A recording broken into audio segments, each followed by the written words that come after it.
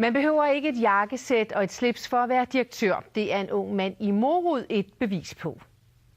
15-årig Morten Solberg er hjemme efter en lang skoledag.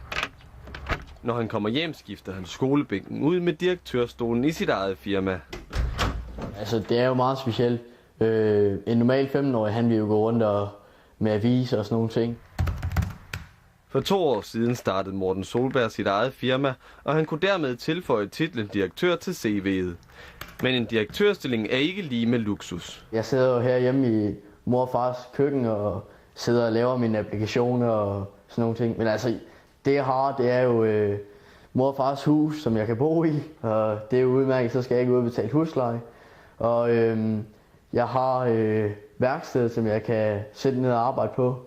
Og det er forholdsvis godt. Firmaet beskæftiger sig primært med opsætning og reparation af computere, og den unge fynbo ved godt, hvorfor han er færdig med fingrene. Det er primært min far. Jeg har kigget over skulderen og set, hvad han har lavet. Og så har jeg sådan småt selv kunne huske tingene ind i mit hoved, fordi jeg også selv har interesseret mig inden for det.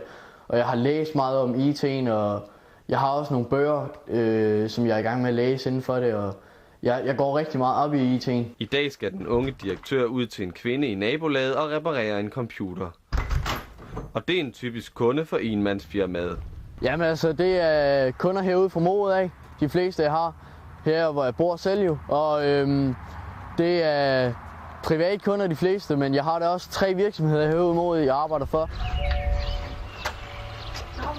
Hej. Og velkommen til. Mange tak. Morten, hvad er nogle problemer, de typisk har kunderne?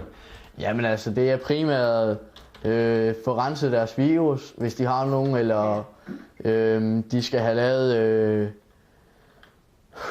lavet reinstallering, eller de skal have den gjort hurtigere. For eksempel min, den var jeg blevet gammel, så den var jo slidt. Han måtte skaffe mig en ny. Ja. Den blev ved med at fik virus, og hvorfor vælger man sådan en som Morten? fordi han er dygtig.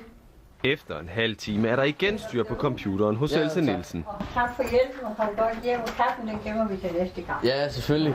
Og så kan du bare ringe, hvis der bliver noget. Tak for det. Hej. Hej. Hidtil har Morten Solberg kun været chef for sig selv. Men det håber han på vil ændre sig i fremtiden. Jamen altså, jeg drømmer om, at mit firma det bliver så stort, at jeg får en masse ansatte. Men selvom jeg får det store firma, så vil jeg alligevel ikke selv som direktør sidde og vippe på stolen dag ud og dag ind.